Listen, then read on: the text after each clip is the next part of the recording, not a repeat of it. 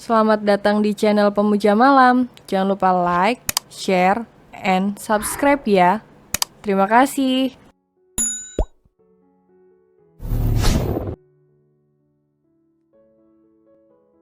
Chapter 9, bukan pembantu, tapi istriku. Setelah meminta petugas swalayan untuk mengirim barang belanjaan mereka ke apartemen, Ruby dan Dewa memilih untuk kembali ke apartemen. Kali ini Ruby yang menyetir, walaupun sedikit kaku tapi Ruby memaksakan dirinya membawa mobil. Fokus. Bentak Dewa saat melihat Ruby salah menyalakan lampu sein. Jangan bentak-bentak, aku jadi makin gugup. Hampir saja Ruby menabrak bumper belakang mobil yang ada di depannya ketika berhenti di lampu merah. Tuh gara-gara kamu aku hampir saja menabrak mobil depan. Dewa malah kena omel lagi. Sudah, biar aku saja yang menyetir. Keangkuhan Dewa sudah mulai kembali merasuki dirinya. Kamu lagi sakit, aku khawatir nanti kita kenapa-napa. Apa bedanya sekarang? Nyawaku juga sedang dalam bahaya jika kamu terus membawa mobil begini. Dewa kembali membentak sang sopir yang membawa mobil seperti orang mabuk, hingga beberapa pengendara merutukinya. Kamu bisa diam tidak? Aku jadi makin gugup. Akhirnya setelah melewati perjalanan yang begitu menegangkan, mereka tiba di apartemen dengan selamat. Apa ini bukan halusinasi? Apa kita benar-benar sudah sampai apartemenku? Ucap Dewa sambil merebahkan tubuhnya di sofa apartemen mereka. His, dasar sombong, apa susahnya mengucapkan terima kasih karena aku telah membawamu pulang dengan kondisi baik-baik saja. Cicit Ruby sambil menyimpan sepatu Dewa yang tercecer di depan pintu. Ambilkan aku air istriku. Teriak Dewa pada istrinya yang sedang berjalan menuju dapur.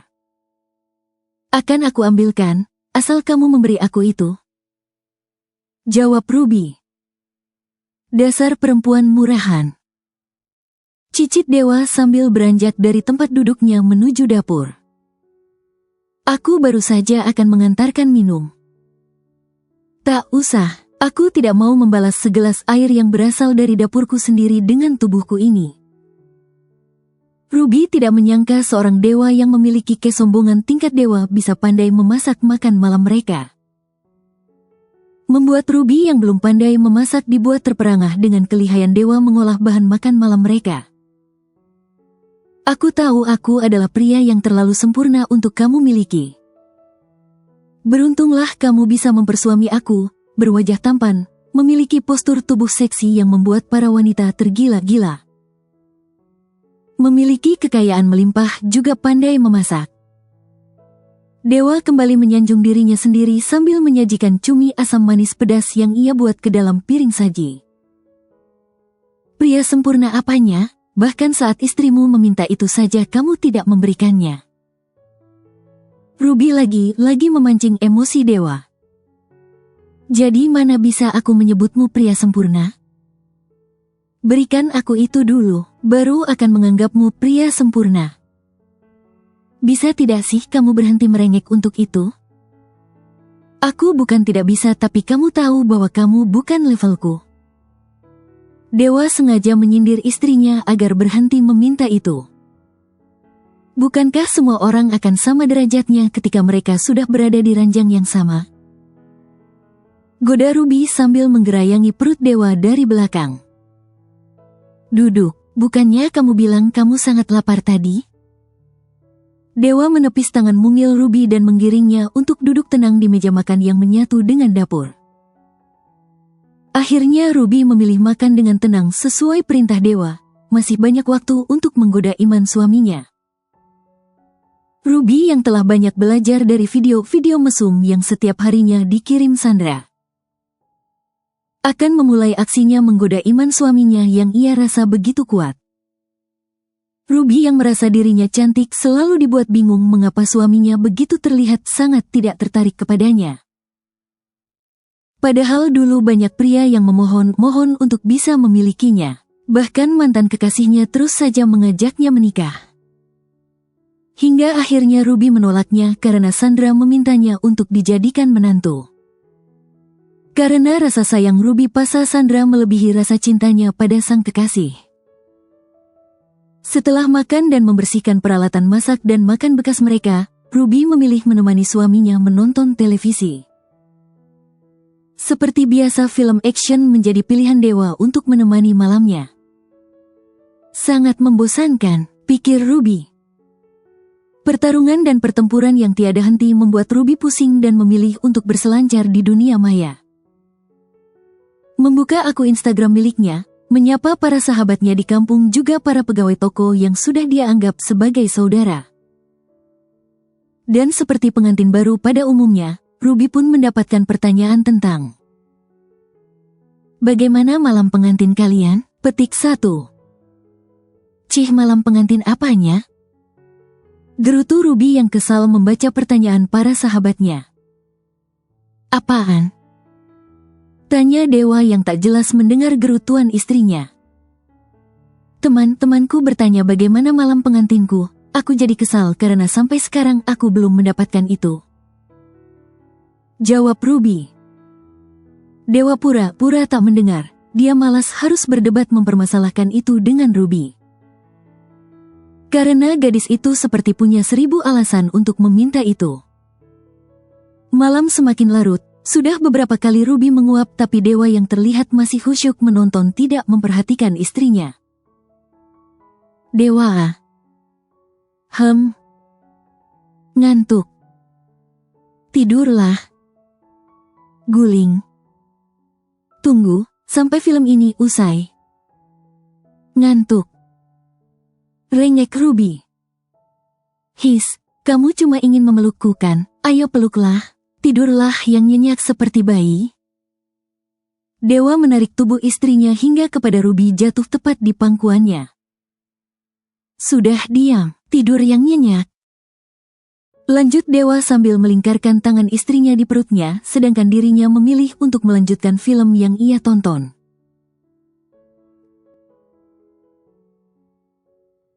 Ruby sedang menangisi benda berharga miliknya yang sudah rusak karena kecerobohannya. Ponsel yang baru beberapa bulan lalu dia beli harus pecah di depan mata kepalanya sendiri. Dasar baju sialan.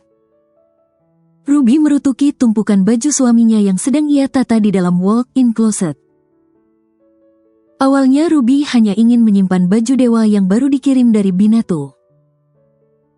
Tapi setelah dia melihat kondisi ruang penuh pakaian dan aksesoris mahal itu begitu berantakan. Tak beda jauh dengan kondisi kamar Dewa yang beberapa hari lalu. Ruby pun berniat merapikan pakaian-pakaian suaminya yang berserakan. Dan tragedi pun dimulai saat panggilan telepon berbunyi yang ternyata dari Sandra. Entah mengapa ponselnya tertinggal di rak baju bagian atas. Dia lupa memasukkannya lagi ke dalam sakunya kembali setelah melihat jam di ponselnya. Ruby melompat untuk menggapainya, bukan lagi menaiki bangku kecil yang tadi ia gunakan. Ponsel baru miliknya terjatuh dengan kondisi tertelungkup hingga mengakibatkan layarnya pecah. Sontak hal itu membuat Ruby histeris hingga menangis terseduh-seduh. Ponsel Ruby kembali berbunyi, tapi bukan dari Sandra melainkan dari suaminya yang beberapa hari lalu sudah kembali bekerja. Dengan malas dan sedikit kesulitan dia mengangkat panggilan itu, karena sepertinya touchscreen ponselnya jadi bermasalah. Halo. Dewa mendengar ada yang tidak beres dengan suara istrinya. Kamu kenapa? Tanyanya sedikit khawatir. Bukannya menjawab, Ruby malah kembali menangis dengan kencang membuat Dewa semakin khawatir. Apa dia sudah tak betah di rumahku? Pikir Dewa. Ada apa? Ponsel aku rusak. View. Dewa kembali bisa bernafas lega. Sebelumnya dia takut jika Ruby ingin meminta cerai saat usia pernikahan mereka belum genap 2 minggu. Kamu seperti seorang istri rakyat jelata. Kamu lupa siapa suamimu? Keangkuhan Dewa kembali terdengar oleh Ruby, dan itu semakin membuatnya kesal. Si pemilik kandang Mbah. Petik 2. Jawab Ruby ketus. Kalau saja dewa menempatkan pakaiannya pada tempatnya, tak akan mungkin tragedi itu terjadi, pikir Ruby. Berhenti memanggilku dengan sebutan itu, bentak dewa hingga Ruby harus menjauhkan ponsel dari telinganya. Datang ke kantorku, aku akan mengganti ponsel murahanmu dengan ponsel yang layak untuk seorang istri dewa miliki. Ruby tak menjawab, dia masih kesal karena kelakuan suaminya. Oh iya, bawakan map berwarna biru yang ada di meja depan. Cepat, sebentar lagi aku ada rapat. Baiklah. Ruby akhirnya pasrah. Ruby telah tiba di perusahaan besar suaminya. Ada rasa minder dalam dirinya kala memasuki lobi perusahaan milik dewa. Ada yang bisa kami bantu? Tanya seorang resepsionis dengan ramah yang dulu pernah juga menyapanya seperti itu. Ruby semakin minder, berarti tidak ada yang tahu jika dirinya adalah istri pemimpin perusahaan yang memperkerjakan mereka. Aku hanya ingin mengantarkan dokumen kepada Bapak Sadewa. Seorang dari mereka menelpon sekretaris dewa. Beliau sedang di ruang rapat. Nanti petugas kami akan mengantarkan dokumen ini kepada beliau. Ingin rasanya Ruby memberitahukan jika dirinya adalah istri dari seorang Sadewa. Tapi dia takut mereka tak ada yang mempercayai dan malah mencemoohnya. Terima kasih, boleh aku menunggu di sini? Tanya Ruby lagi. Silahkan, jika kami boleh tahu Mbak mau menunggu siapa ya? Tanyanya dengan ramah. Suami saya. Jawab Ruby dengan seutas senyum yang dipaksakan. Kemana Ruby? Tanya dewa pada asistennya Nathan. Tidak ada Nona di sini. Memang dia ke sini? Nathan bingung.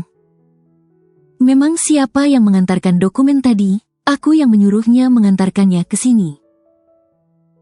Jawab dewa sambil mengendurkan simpul dasinya di atas singgasananya. Tadi si Gugun yang antar map itu ke sini. Saya tidak tahu jika Nona yang mengantarkannya ke sini. Tanya resepsionis siapa yang menitipkan dokumen itu. Dewa masih penasaran. Nathan segera menghubungi bagian resepsionis dan bertanya siapa yang mengantarkan dokumen tadi. Apa, baiklah, suruh dia untuk menunggu sebentar lagi. Saya akan menjemputnya. Ucap Nathan pada resepsionis. Ada apa? Tanya dewa saat melihat wajah gelisah Nathan. Nona menunggu di bawah. Nathan nampak hati-hati saat menjawabnya. Si bodoh itu, apa yang sedang dia lakukan di sana? Dia seperti sedang menjatuhkan harga diriku sebagai seorang suami. Bentak dewa sambil bergegas keluar ruangan kebesarannya. Benar saja, Ruby terlihat sedang termenung seorang diri di sofa yang ada di lobi perusahaan. Apa yang sedang kamu lakukan di sana, Nyonya Sadewa? Ucap dewa dengan nada tinggi seolah sedang memberitahu pada orang-orang yang ada di sana jika Ruby adalah istrinya. Ruby terhenyak dari lamunannya mendengar suara suaminya yang memang sedang ia tunggu. Menunggumu. Jawabnya lugu. Jawaban Ruby membuat kedua resepsionis langsung pucat pasi. Kenapa tidak naik dan menunggu di ruanganku? Sambil duduk di samping Ruby. Aku takut mereka tidak percaya jika aku istrimu. Ucap Ruby dengan suara rendah. Dewa bangkit, wajahnya langsung terlihat kesal mendengar jawaban istrinya. Ditariknya pergelangan tangan Ruby agar ikut berdiri. Siapa yang tidak mempercayai jika kamu istriku? Apa aku harus memajang foto pernikahan kita dengan ukuran besar di halaman kantor agar para pegawaiku bisa menghormatimu? Dewa berkata dengan suara lantang. Kedua resepsionis langsung menghampiri Dewa dan Ruby. Mereka terlihat menundukkan kepalanya seolah malu menatap wajah Ruby. Maafkan kami Bu, kami telah bersalah tidak mengenali Ibu. Sekali lagi maafkan kami. ucap salah seorang dari mereka. Ini kali pertama dalam hidupnya ada orang yang meminta maaf dengan penuh penyesalan kepadanya hingga membuat seorang Ruby risih. Sudah tak usah minta maaf, aku yang seharusnya minta maaf. Kalian juga telah memperlakukan aku dengan sangat baik. Terima kasih. Ucap Ruby yang ikut menundukkan kepalanya. Sudah sewajarnya mereka memperlakukanmu dengan baik. Kamu istriku, jika mereka merendahkanmu. Itu sama saja mereka merendahkanku. Aku yang memperkerjakan mereka, menggaji mereka. Jadi hanya sekedar menghormatimu bukanlah pekerjaan yang sulit. Jawab Dewa sambil menarik tubuh istrinya menuju lift, tak memperdulikan permintaan maaf para pegawainya yang terlihat pucat pasi. Nathan begitu terkejut melihat betapa marahnya Dewa pada karyawannya hanya karena masalah yang menurutnya sangat sepele. Itu bukan salah mereka, aku yang salah. Aku tidak memberitahu mereka jika aku istrimu. Ucap Ruby saat mereka berada di lift. Ingat, selama kamu jadi istriku kamu tidak berkewajiban meminta maaf ataupun berterima kasih kepada para pegawaiku.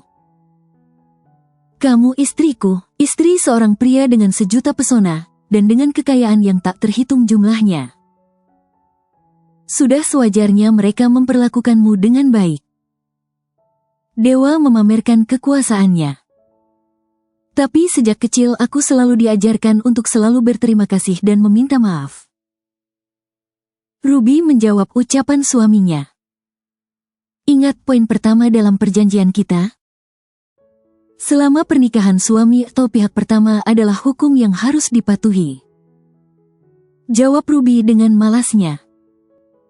Pintar. Jadi jika kataku kamu jangan berterima kasih atau mengucapkan maaf kepada para pegawaiku kamu harus menurut. Baiklah. Satu lagi aku sangat tidak suka caramu berjalan, aku jadi seperti berjalan dengan seorang pembantu. Tegakkan dadamu, mantapkan langkahmu, jalan tanpa melihat kiri kanan. Bahkan saat presiden ada di sampingmu kamu harus tetap fokus pada langkahmu. Aku harus seperti itu. Jika presiden ada di sampingku, pasti aku akan mengajaknya berfoto bareng. Ruby cekikikan dengan imajinasinya sendiri. Dasar kampungan, biar dia sendiri yang menyapamu.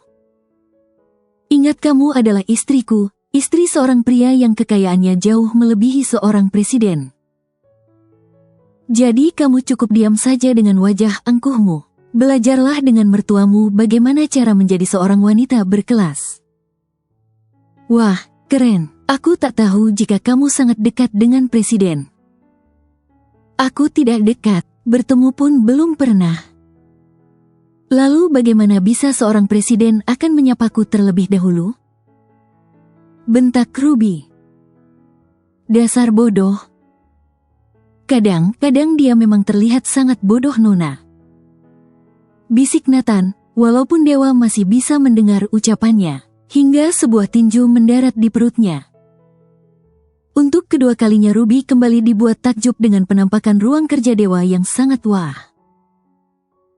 Ruangan kerja yang sangat modern dan mewah. Ini kali pertama seorang Ruby melihat penampakan mewah sebuah ruang kerja. Saat pertama ke sana dia terlalu tegang untuk memperhatikan benda-benda yang ada di ruangan itu. Ini sangat mewah dan berkelas. Ini memang sangat mencerminkan dirimu. Ucap Ruby sambil berkeliling ruangan luar tersebut. Beberapa pajangan kristal menghiasi setiap sudut meja sebagai hiasan. Bahkan ada tempat bermain golf mini di salah satu sudut ruangan. Juga singgasana dewa yang kokoh semakin mempertegas jati diri seorang pemimpin perusahaan. Dia memang selalu terlihat kampungan seperti itu.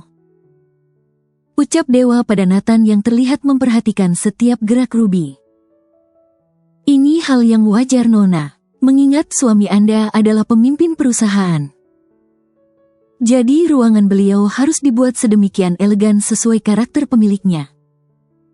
Agar para tamu yang masuk ke sini langsung bisa membaca karakter si pemilik. Bersambung.